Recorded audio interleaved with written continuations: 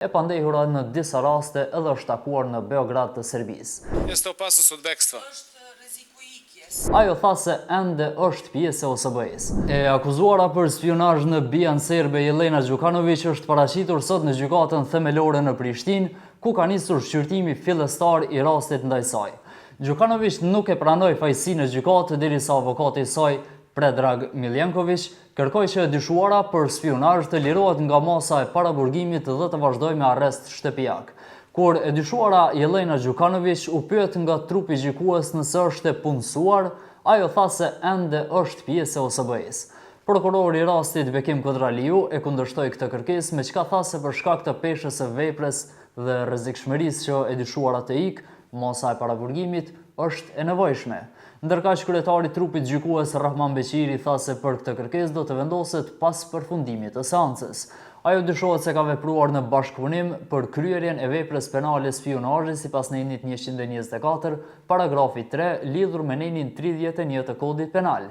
Prokurori i rastit Bekim Kodraliu tha se Đukanović akuzohet se nga data e përcaktuar deri në momentin e arrestimit më 28 shkurt të këtij viti, në cilësinë e zyrtares së misionit të OSBE-s në Kosovë, me vetdije dhe me dashje ka kryer veprime të përsëritura që përbëjnë ndihmë aktive për veprimtarinë informative të një shërbimi të huaj, konkretisht të Agjencisë për Inteligjencë dhe Siguri të Republikës së Serbisë. Para rreth një jave, Prokuroria Speciale e Kosovës ka ngritur akt akuzë në gjykatën themelore në Prishtinë, ndaj të pandehures Jelena Đukanović për veprën penale spionazh.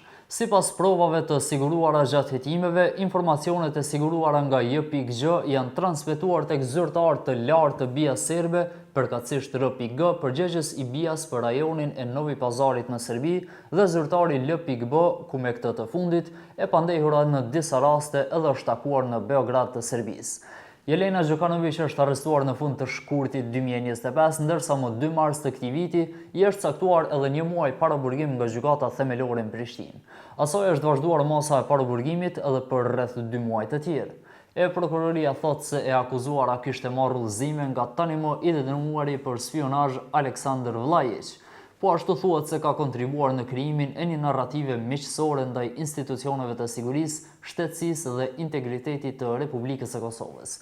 J.G nga pozita e saj në OSBE dhe udhëzimeve që kishte marrë nga tani i dënuari për spionazh APIGV, gjatë takimeve zyrtare dhe përpilimit të raporteve të OSBE-s për pasqyrimin e situatës politike dhe sigurisë në Kosovë, po ashtu ka kontribuar në krijimin e një narrative miqësore ndaj institucioneve të sigurisë, shtetësisë dhe integritetit të Republikës së Kosovës, thuhej mëtej në njoftim.